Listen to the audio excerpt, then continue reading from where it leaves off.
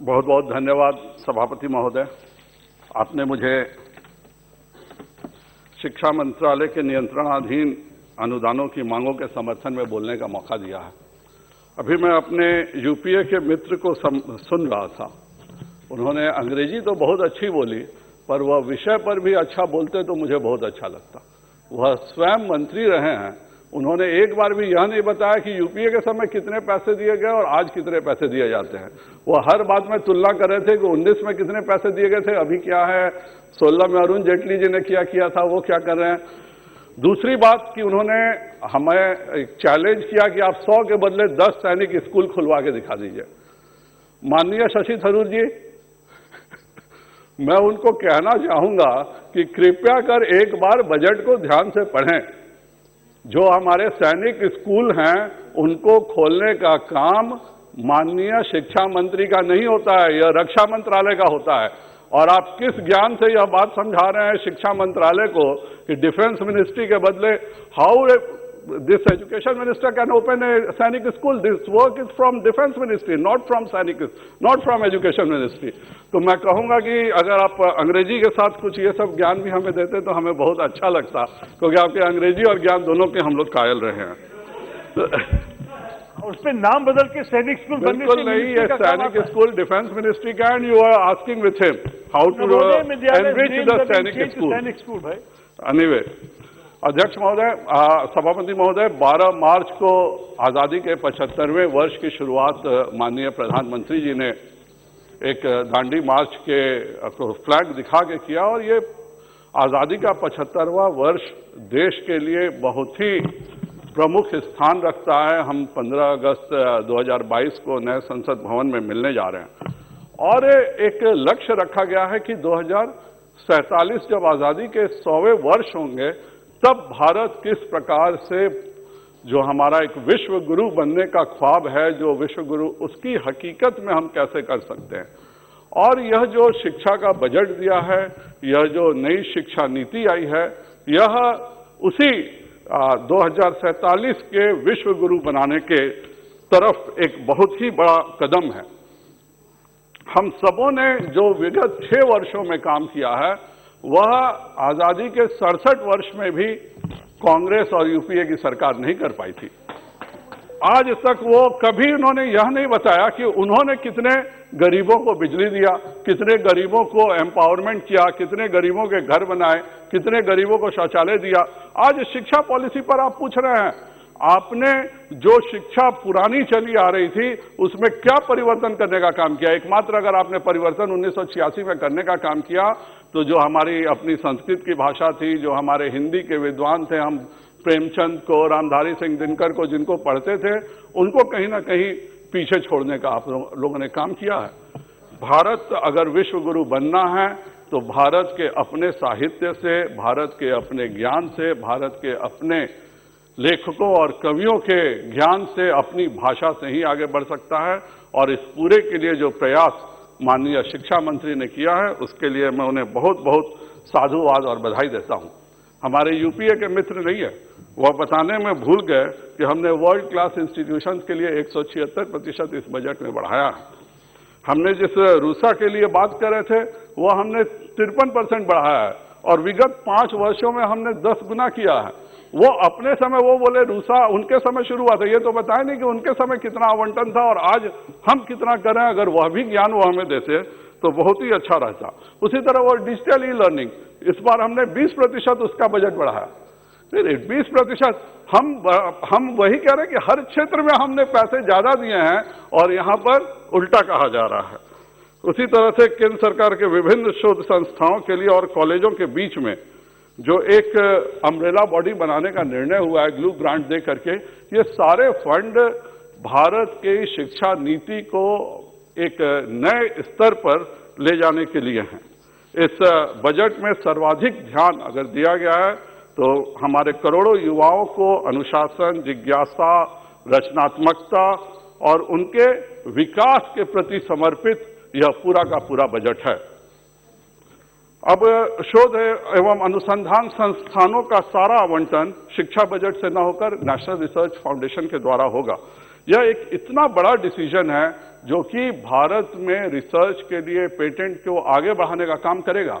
यह पहली बार है कि 2019-20 में जिसकी बात कर रहे थे, हम 1 से 10 में पेटेंट के रजिस्ट्रेशन में आ पाए। कभी भी भारत पेटेंट में सबसे पीछे हो जाया करता था। अब हम उस पर आगे बढ़ने का काम करना हम शुरू कर दिए हैं और इस वर्ष भी 10,000 करोड़ का अलॉटमेंट यह बताता है कि भारत सरकार अपने अनुसंधान के प्रति, अपने रिसर्च के प्रति कितनी सिंसियर है। मैं माननीय शिक्षा मंत्री को बधाई दूंगा कि नई शिक्षा नीति में जो उन्होंने 5+3+3+4 की जो योजना बनाई है वह बहुत ही दूरगामी और बहुत ही अच्छे परिणाम देने वाली है। पहले राइट टू एजुकेशन 6 से 14 वर्षों का होता था, अब यह 3 से 18 वर्षों का हो गया है और यह एक बहुत बड़ा चेंज है। मैं एक प्रोफेशनली डॉक्टर हूं और हम लोग अच्छे से इस बात को जानते हैं कि किसी भी मानव के पहले 6 साल तक 85% कॉग्निटिव डेवलपमेंट होता है और उस 6 वर्षों के बाद अगर आप प्राथमिक शिक्षा शुरू कीजिएगा तो वो एक आप बहुत बड़ी अपॉर्चुनिटी आप लूज कर जाते हैं। यह पूरे मेडिकल साइंस में पेट स्कैन के माध्यम से सब जगह से यह प्रूफ किया जा चुका है। इसलिए मैं माननीय शिक्षा मंत्री को बधाई देता हूं कि इस नई शिक्षा नीति में जो उन्होंने 3 वर्ष से ही बच्चों की शिक्षा शुरू की है और वह पूरी की पूरी शिक्षा नॉन फॉर्मल ढंग से अपनी मातृभाषा में करनी होगी, करेंगे और यही बच्चे को आगे भविष्य के लिए सक्सेसफुल करेगा। क्योंकि अपनी मातृभाषा में अगर नॉन फॉर्मल ज्ञान मिलता है तभी वो बच्चा ज्यादा सीख सकता है। वो घर पे जाएगा, घर पे सीखेगा कि चिड़िया उड़ रही है और स्कूल में जाके बर्ड इज फ्लाइंग, तो बेचारे को न बर्ड समझ में आ रहा है न फ्लाइंग समझ में आ रहा है, लेकिन प्री स्कूल्स में रटाया जा रहा। तो वो उसकी जो कॉग्निटिव डेवलपमेंट की जो क्षमता है वह कहीं ना कहीं पूरी की पूरी रुक जाती है। इसलिए जिस मातृभाषा में बच्चे घर में बात करते हैं उसी मातृभाषा में फॉर्मल एजुकेशन कराना बच्चे के डेवलपमेंटल माइलस्टोन के लिए बहुत बड़ा कदम है और इसके लिए मैं माननीय शिक्षा मंत्री को बहुत बहुत बधाई देता हूं। उसी तरह से स्वस्थ शरीर में स्वस्थ दिमाग का भी वास होता है और जिस पोषण अभियान जो भारत सरकार ने शुरू किया है और उसके तहत जो अच्छे कार्य कर रहे हैं, बच्चों को खाना देने की बात हो रही है और इतना ही नहीं, अब तो हम आगे बढ़ के मिड डे मील के बाद ब्रेकफास्ट की भी बात करने लगे हैं। तो यह सब बताता है कि क्योंकि जब बच्चा हेल्दी नहीं रहेगा तो हम बहुत सारे डेवलपमेंटल माइलस्टोन्स मिस कर जाते हैं। इसलिए भी मैं भारत सरकार को, माननीय प्रधानमंत्री श्री नरेंद्र भाई मोदी जी को इस चीज के लिए बधाई दूंगा कि शिक्षा, पोषण, स्वास्थ्य सभी को एक साथ एक समग्र रूप में सोचने का जो कार्य किया है। पहले ये सब अलग अलग साइलोज में होता था, ये सबों को एक साथ ध्यान देना एक बहुत ही बड़ा कदम है। अभी बात कर रहे थे कि बहुत सारी दिक्कतें हुई हैं, एडमिशन कम हुआ है। माननीय भूल गए कि 2020-21 में आरटी के अंतर्गत 43,72,00,000 बच्चों का नामांकन हुआ है।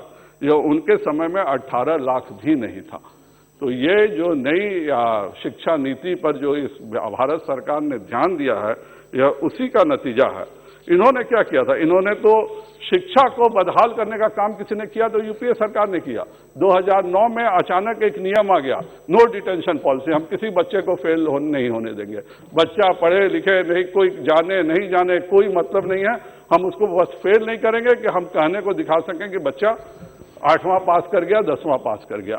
यह एक, और यह हुआ क्यों था वो और उससे मजेदार बात है। एक programme of international students assessment हुआ था 2009 में और उसमें 73 देशों के बीच में, वो OECD कंट्रीज के बीच में हुआ था। उसमें भारत का पोजीशन 73 में 72वां था 2009 में। तो यूपीए सरकार के लिए सबसे अच्छा सोल्यूशन था कि ये परीक्षा ही बंद कर दो, न परीक्षा होगी न हमारे हकीकत के बारे में पता चलेगा। जो सच जानने से, सच से भाग करके ने का ही काम हमेशा हमारे यूपीए सरकार ने किया है। उन्होंने जरा सा भी इस बात को नहीं सोचा कि अगर वर्ल्ड के टॉप मल्टीनेशनल कंपनीज में देखिए तो हर जगह इंडियन स्टूडेंट्स में अपना टॉप पोस्ट लिए हुए हैं।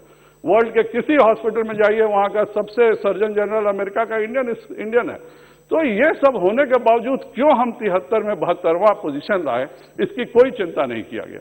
और उसका सबसे बड़ा कारण था कि हम एक एजुकेशन को रटने का माध्यम, परीक्षा का माध्यम बना के रखे थे। हमने कभी यह चिंता नहीं किया कि बच्चे को कहें कि तुम सोचो कि इसका सोल्यूशन क्या होगा, और इसीलिए हम लोग पिज़्ज़ा में इतना खराब परफॉर्म किए। लेकिन अपनी कमी, अपनी गलती सीख करके आगे बढ़ने के बजाय सीधा कर दिया गया कि हम एग्जाम ही नहीं देंगे। मैं माननीय मंत्री जी को बहुत बहुत बधाई दूंगा कि 2021 में पिज़्ज़ा में इस बार भारत पार्टिसिपेट भी कर रहा है, और जो ये नई शिक्षा नीति बनी है वह बच्चों के लिए एक ब्रेन टीजर के रूप में प्री प्राइमरी लेवल से काम करेगा, और यह एक बच्चों को आगे बढ़ाने में बहुत ही बढ़िया कदम होगा। उसी तरह से इस नई शिक्षा नीति में जो साप्ताहिक असेसमेंट है, और इतना ही नहीं, जो शिक्षकों का भी असेसमेंट करना, शिक्षकों को ट्रेनिंग देना, शिक्षकों को ई लर्निंग के माध्यम से ट्रेनिंग देना, यह सब इतना बड़ा कदम है कि इसके लिए मैं माननीय प्रधानमंत्री श्री नरेंद्र भाई मोदी जी को और शिक्षा मंत्री को बहुत बहुत बधाई देता हूं। आज भारत जो है इंडिया का पहला देश है जहां QR कोडित पुस्तकें, किताबें मिल रही हैं हम लोगों को, विशिष्ट ई सामग्री मिल रही है। जिस ई लर्निंग की बात कर रहे थे वो सब हम लोगों के यहाँ इतने बड़े रूप में, और आपदा को अवसर बनाने का जो हमेशा प्रधानमंत्री जी का सिद्धांत रहा है, अचानक जो बच्चे, मैं तो बिहार से हूँ, खास करके हमारे यहाँ कोटा जाने का, उधर जाने का इतना सिस्टम था, ये ई लर्निंग के इतने सारे मटीरियल्स माननीय शिक्षा मंत्री जी और प्रधानमंत्री जी के प्रयास से मिल सके हैं बच्चों को, कि वह बच्चों के लिए एक बहुत बढ़िया चीज हो गई है। अब कहीं जाने की जरूरत नहीं है। इतना ही नहीं, जो 15th फाइनेंस कमीशन का निर्णय है कि जो 3 राज्य सरकारें सबसे अच्छा शिक्षा के क्षेत्र में काम करेंगी, वह उनको 4800 करोड़ रुपए मिलेंगे। यह एक प्रोत्साहन देने का बहुत ही अच्छा फैसला है। और इसके साथ ही जो 3 राज्य सरकारें नीचे के पायदान से सबसे अच्छा परफॉर्मेंस देंगी, उनको भी इस योजना में जो शामिल किया गया है, उसके लिए भी मैं माननीय शिक्षा मंत्री जी को और वित्त मंत्री जी, प्रधानमंत्री जी को बहुत बहुत बधाई देता हूं।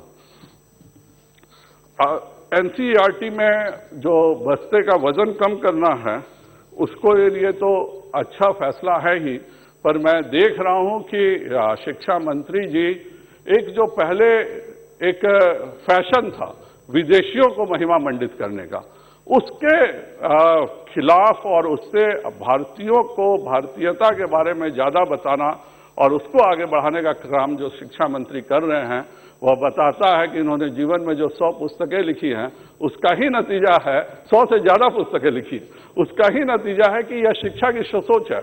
हमारे बच्चे से पूछा जाए बैटल ऑफ सरायगढ़ क्या है, कोई नहीं बता पाएगा। क्या वो नहीं बता पाएगा कि असमियों ने किस तरह से आदिवासियों ने मुगलों के खिलाफ लड़ाई लड़ा, लेकिन मुगल किस मोहल्ले में क्या किए, यह पूरा के पूरा इतिहास है। जो हमारे यहाँ विदेशी आक्रांता थे, उनके बारे में इतिहास पढ़ाया जाता है, पर उनके खिलाफ जो हिंदुस्तानियों ने उनके खिलाफ जो लड़ाई किया, उसके बारे में कहीं ना कहीं हम पीछे छूट जाते हैं। और इसका कारण एकमात्र है कि हमारे पुरानी सरकार ने यह मान लिया कि मैकाले की जो शिक्षा है वो वही शिक्षा उचित है। उस समय तो यह फैशन था यह बताना, क्योंकि उनको अपनी शर्मिंदगी छुपानी थी कि हम देश पर राज कर रहे हैं, इसलिए उन्होंने मुगलों को महिमा मंडित किया। और कहीं ना कहीं उसी जाल में हमारे अपने भी किताब लिखने वाले और इतिहासकार फंस गए। मैं माननीय शिक्षा मंत्री जी को बहुत बहुत बधाई दूंगा कि वह भारतीयों के संघर्ष का, भारतीयों के प्रति जो इस देश में भारतीयों का योगदान रहा है, उसको उन्होंने काम किया। मैं आज किसी बच्चे से पूछिए कि कालिदास कौन था, तो 90% तो जानेंगे ही नहीं, कि कभी नाम ही नहीं सुने कालिदास कौन था। जो जानेंगे तो वो बहुत शान से बोलेंगे, he was Shakespeare of east. अब आप बताइए सभापति महोदय, जिस जमाने में कालिदास ने सैकड़ों रचनाएं की, उस जमाने में अंग्रेज खानाबदोश का जीवन जीते थे, और आज कालिदास को बोला जाता है शेक्सपियर ऑफ ईस्ट। तो इस तरह की जो पूरी की पूरी गलत शिक्षा नीति थी, उसको सुधारने का काम जो NEP के माध्यम से किया जा रहा है, उसके लिए भी मैं बहुत बहुत बधाई दूंगा। और मैं मंत्री से अनुरोध भी करूंगा कि हमारे हिंदी के साहित्य हमारे को जितना ज्यादा हो सके बच्चों को छोटे स्तर से ही, नीचे के क्लास से ही यह सब उनको बताया जाए, हमारे अपने कवियों के बारे में, अपने लेखकों के बारे में, अपने इतिहास के बारे में ज्यादा से ज्यादा समय दिया जाए। उसी तरह से इसमें जो हायर एजुकेशन कमीशन के लिए एक जो इन्होंने प्रावधान किया है, उसके लिए भी मैं बहुत बधाई देता हूं। इसकी पूरी बजटिंग की भी व्यवस्था की गई है। और ये जो लाइट बट टाइट करने का निर्णय है यह बहुत अच्छा है। कोई भी नया इंस्टीट्यूशन खोलना चाहता है, अगर वो 8 फैकल्टी खोलना चाह रहा है तो 8 फैकल्टी के लोग आएंगे, 8 बार इंस्पेक्शन होगा एक ही कॉलेज का, तब जाके उस कॉलेज को उस फैकल्टी में परमिशन मिलेगी। मैं शिक्षा मंत्री जी को बहुत बधाई देता हूं कि उन्होंने जो यह निर्णय किया है कि वह एक अम्ब्रेला बॉडी बना करके, और अगर एक यूनिवर्सिटी एक कॉलेज उसमें जितने भी डिफरेंट डिपार्टमेंट्स हैं एक्सेप्ट लॉ और मेडिकल, सभी डिपार्टमेंट्स का असेसमेंट साथ होगा, एक साथ 4 फेजेज में वो सबका होगा, तो ये एक बहुत ही अच्छा एक निर्णय है। उसी तरह से जो मल्टीपल एंट्री और मल्टीपल एग्जिट का जो निर्णय किया उसके लिए भी मैं बधाई दूंगा। यह एक आगे के लिए बहुत दूरगामी कदम होगी। अब एक छोटा सा उदाहरण मैं लेना चाहूंगा एप्पल के स्टीव जॉब्स का। वो इंजीनियरिंग के साथ कैलीग्राफी भी सीखते थे। आज भी बोला जाता है कि एप्पल की जो कैलीग्राफी है वो गूगल उसका कहीं आसपास भी मुकाबला नहीं कर सकता। तो ये जो एडिशनल नॉलेजेस है, अगर इंजीनियर है तो उसको भी कोई एडिशनल नॉलेज का, अगर उसको कैलीग्राफी का उसमें था, वो जाके सीखता था, इसलिए उसने इतना बढ़िया चीज वो एप्पल को दे सका। तो ये सभी लोगों को डिफरेंट फील्ड्स में जाने का मौका देने का भी इसमें जो प्रावधान है उसके लिए भी मैं बहुत धन्यवाद देता हूं। उसी तरह से 4th ईयर रिसर्च बेस होगा ग्रेजुएशन का, यह भी एक बहुत ही बढ़िया निर्णय है। केवल पढ़ाई, केवल लिखन से यह देश आगे नहीं बढ़ सकता है। हमें इस बात की चिंता करनी पड़ेगी कि हम ज़्यादा से ज़्यादा लोगों को रिसर्च के लिए, ज़्यादा से ज़्यादा एमफिल के लिए भी जो बात कर रहे थे अभी माननीय जी, उसका भी 1 साल अब रिसर्च पे जाएगा। तो ये बहुत बढ़िया निर्णय है। इसी से देश हम जहां पहुंचाना चाहते हैं 2047 में वहां पहुंच पाएगा। इसके लिए भी मैं माननीय शिक्षा मंत्री जी और प्रधानमंत्री जी को बहुत बहुत धन्यवाद देता हूं। उसी तरह से पहले 960 स्कूलों में व्यावसायिक शिक्षा होती थी, अब 10,859 स्कूलों में हो रही है। सभी स्कूलों में खेल के लिए बजट का प्रावधान दिया जा रहा है, लाइब्रेरी के लिए प्रावधान दिया जा रहा है। हमारे 4,315 करोड़ रुपए दिए गए हैं 158 केंद्रीय शिक्षण संस्थाओं के लिए, जिसमें कि 2,14,766 आर्थिक रूप से कमजोर वर्ग के लिए अपॉर्चुनिटीज का सृजन किया गया है। ये सब बजट के बहुत ही अच्छे प्रावधान हैं। SC ST छात्रों के लिए भी पोस्ट डॉक्टोरल फेलोशिप 38,500 से बढ़ाकर 47,000 प्रतिमाह कर दी गई है। हमारे national mission of quantum computing and technology में 8,000 करोड़ रुपए दिए गए हैं। यह एक आर्टिफिशियल इंटेलिजेंस, ये चीजें ही भारत का भविष्य को तय करेंगी। इसमें जिस तरह से उन्होंने अच्छे काम किए हैं, 20 मेरू विश्वविद्यालय हेतु भी 1,000 करोड़ का आवंटन किया गया है।